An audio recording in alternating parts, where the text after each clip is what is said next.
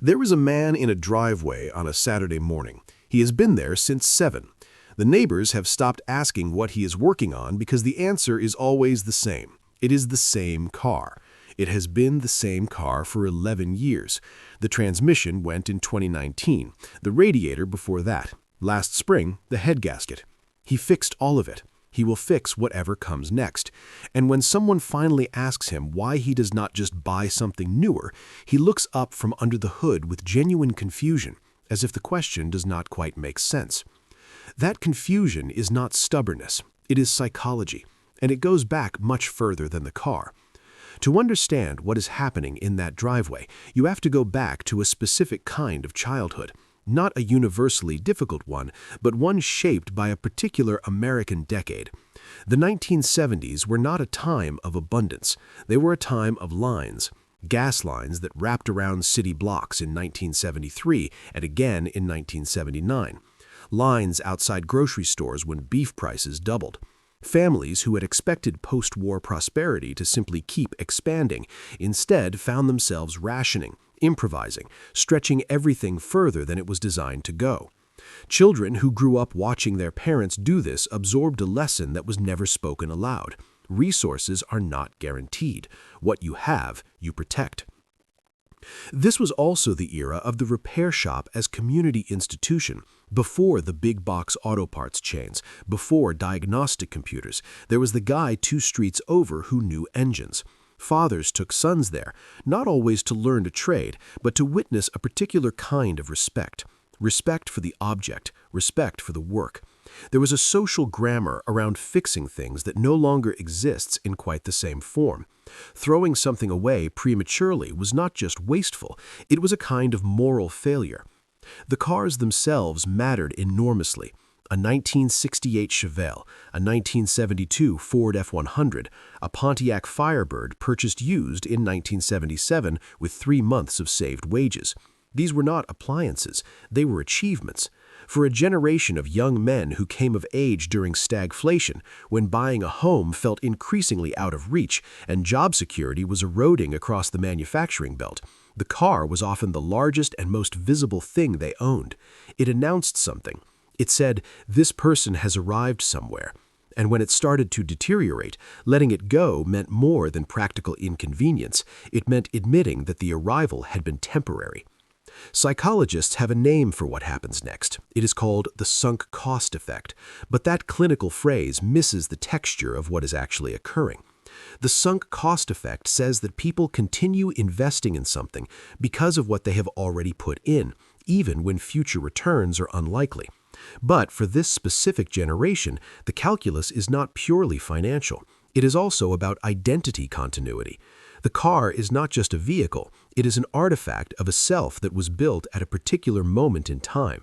Fixing it is a way of insisting that self still exists. There's another layer here that is easy to miss. The act of repair is itself psychologically rewarding in a very specific way. When a man of this era sits with a socket set and a factory service manual and works through a problem methodically, something happens in his nervous system that is difficult to replicate elsewhere.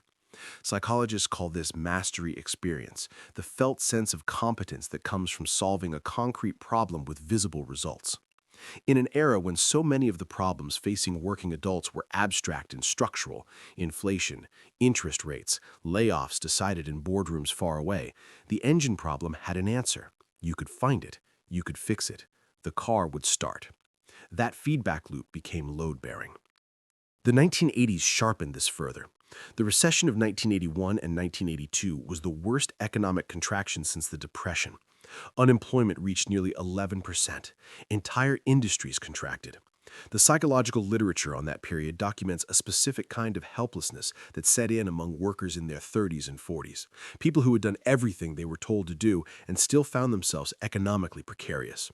What researchers found, though, was that people who maintained strong senses of personal agency in small domains weathered this helplessness better.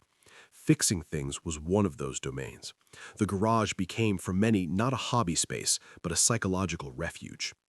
This is what observers consistently misunderstand about the man in the driveway. They diagnose him as irrational. They calculate the repair costs against the resale value and conclude he is making a bad decision. But the decision was never primarily economic. It was never even primarily about the car. The car is a theater for something else entirely. It is where he still gets to win. There is also the matter of what giving up would require. Not just financially, but cognitively. To sell the car would be to acknowledge that the version of himself who saved for it, who drove it across 3 states in 1984, who taught his son to parallel park in it in an empty lot on a Sunday, that version has receded beyond reach. Grief researchers have long noted that objects function as what they call linking objects, physical anchors to past selves and past relationships. When the object is threatened, something closer to grief than practicality enters the decision. The repair is not denial, it is mourning in disguise. Here is where the behavior becomes most telling. Watch what happens when someone else offers to help. Not a professional mechanic, but a younger person, perhaps a son or a nephew, who suggests a different approach. The offer is usually declined, politely but firmly, because the repair is not a problem to be solved efficiently, it is a ritual to be performed correctly. Efficiency is not the point. The point is the specific texture of that particular competence, earned through that particular history. Handing it over would dissolve the ritual entirely. This is also why the car tends to be of a specific vintage, not always identical across cases, but consistently within a narrow window. The vehicles that get repaired indefinitely are almost never purchased last year. They are purchased at a formative moment and kept. The attachment formed in youth or early adulthood is qualitatively different from attachment formed later. Developmental psychologists note that objects acquired during identity formation periods become integrated into the self-concept in ways that later acquisitions simply do not. The car bought at 24 is not the same psychological object as the car bought at 47. One is furniture, the other is self. What the outside observer sees as stubbornness is actually coherence.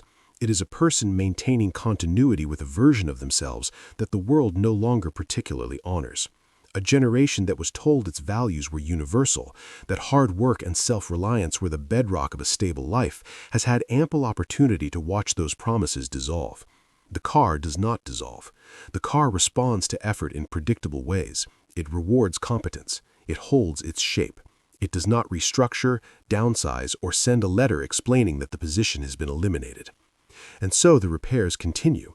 Not because the man in the driveway cannot do the math. He can do the math. He is choosing, with full awareness, to protect something the math does not measure. The hours in the driveway are not wasted hours. They are the hours when the story he tells about himself still holds together, grease-stained and improbable and entirely his own. The car is not what he is fixing.